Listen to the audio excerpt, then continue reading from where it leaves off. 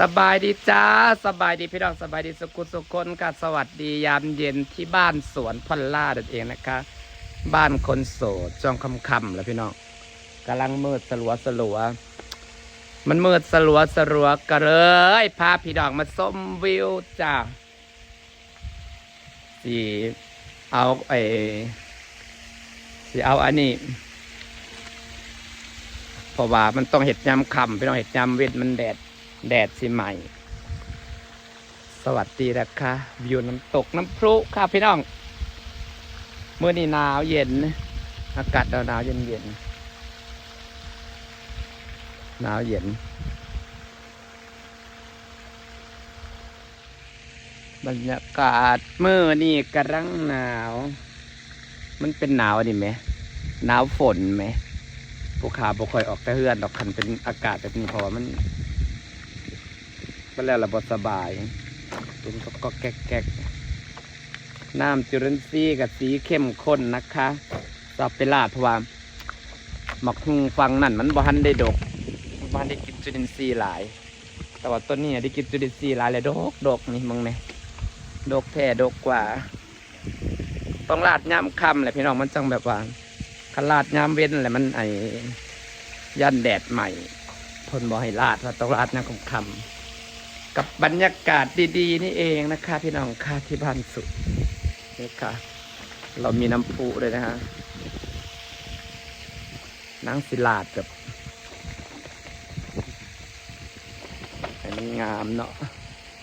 วิวกระสวยเลยพี่น้องบ้านนี่ค่ะวิวยามค่ำนี่สิบรรยากาศดีเมื่อนี้หนาวฝนไหมเห็นบ่ลมหนาวฝนเดี๋ยวขอลาจุดซีก็ได้ครับบรรยากาศดีพี่น้องบรรยากาศบ้านเฮาเพื่อนเฮามีน้ำพุน้ำลมหนาวต้นไม้ก็กำลังเริ่มใหญ่เริ่มแตกเริ่มสวยเริ่มงามหมากหุ่งก็กำลังหมากใหญ่ได้มันหมากใหญ่เดี๋ยวนี้แต่ว่าดอกมันบ่หันเลยแบบว่ามองเลยออกแน่บ่ออกแน่ก็เลยสิลาจุลินทรีย์เวลาเขาลาดแบบว่ามันสิดกเคยเห็นหมอกต้นนะมันสิดก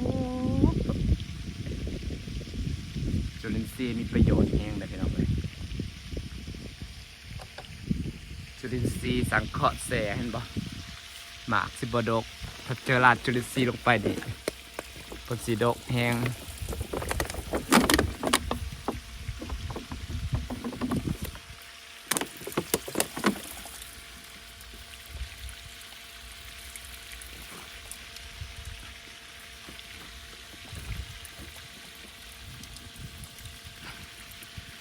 มันจะดกแล้วมะกอมันก็จะกรอบมากอาทิตย์ละครั้งเมื่อนากาไปงานดอกเจ้าก็เก็บขวดมาบักหลายๆยังไม่ได้เห็ดเดียวเป็นจุลินทรีย์ก็เจ้าว่าเก็บขวดไปยังก็เรากระเทียมเขาว่าไปขายมาสั่นต้องบริอายนะคะดังเก็บเลยนะคะจะเต็มถุงดำมันจะเห็ดให้มาแบบหุงออกดอกไวพี่น้องแล้วก็ดอกพอบ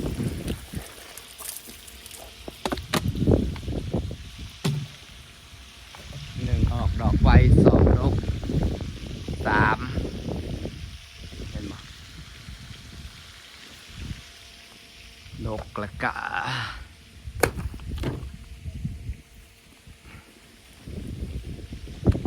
พัดบรรยากาศงามแรงเลยพี่น้องเอ้ยกำลังขับบรรยากาศที่ดีเลยต้นไม้ไปลมพัดปิวแรงลมเราจะลาดแบบนี้นะครับลาดแต่เทิงลงมามันออกดอกมันก็สีงามแล้วก็สีดกแบบเราลาดกลางเว้นแล้วมันจะว่าความร้อนสิพามันใหม่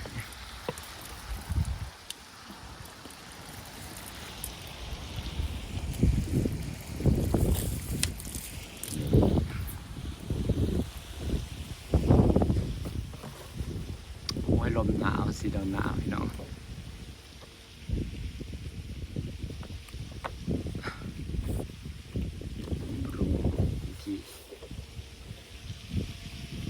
เขาก็เห็ดเอาเองเพราะได้อันนี้จริงๆจุลินทรีย์ไอ้สังเคราะห์แสงนี่นะมันแม่นว่าสีใส่แต่ต้นมะฮุงก็งามแต่ต้นมะฮุงเลยใส่ต้นเนี่ยมันก็งามเบิดแต่พี่น้องโลกเบิดเลยซอยได้หลาย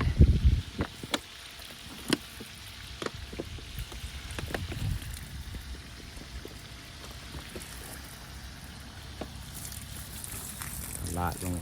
ยันพื้นเลยนะครับกระลาดลงยันพื้นนะครับมันมี1 2 3 4ต้น1 2 3 2 3 4 5 6ต้นจ้ะต้นนี้ก็กำลังสมบูรณ์กำลังใหญ่ขึ้นหมากกระดกก็เลยเอาจุลินทรีย์มา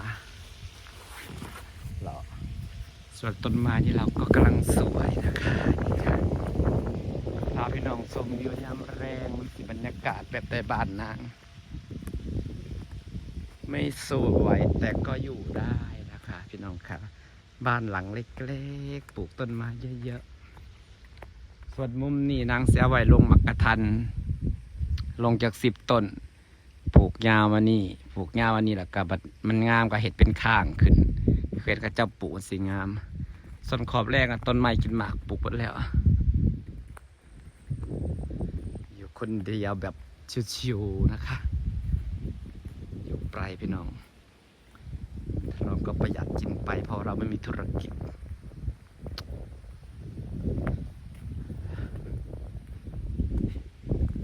พาชมอยู่บรรยากาศบ้านเรายามแรงจ้ามีต้นไม้สีสวยรอกำแพงต้นไม้โตก่อนนะคะ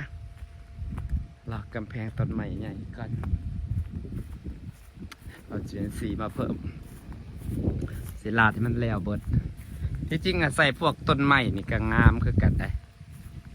มันเป็นแบบว่ามันไปปรับจุลินทรีย์ในดินเนาะมันว่าเห็ดให้ดินนะให้ดินถ้ามีจุลินทรีย์ประมาณนี้เนาะแต่ว่าให้ต้นไม้เนี่ยออกมาไว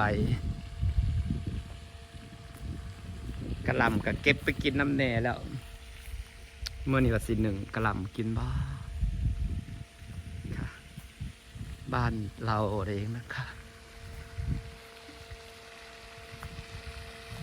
บรรยากาศมืดแล้วพี่น้องเอาสีมันลัดให้แล้วกันขอบคุณทุกคนที่ยังเบิ่งยังแนงเด้อจ้าพี่น้องจ้าบอกคอยพี่ยังน่าสนใจก็ขอโทษเขาพาได้รักกับวิตาซัมนี่แหละคนอยู่ผู้เดียวอยู่เพื่อนก็แก๊กกะทายการเห็ดหัวเห็ดสวนของหน้านี่เลยมาพริกหน้าที่นางปลูกใหม่ก็กำลังงาม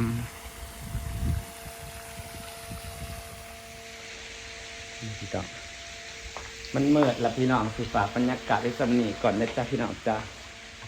มืดแล้วขออนุญาตปิดน้ำพรุก่อนนะคะแล้วก็สิเปิดไฟตัวนี้ไว้ว่าเสียให้สร้างมาต่อไฟเพราะเขาต่อเองเขาเป็นสิต่อไฟรอบหนองให้แมงไหม้ลงไปให้ปลากินนะ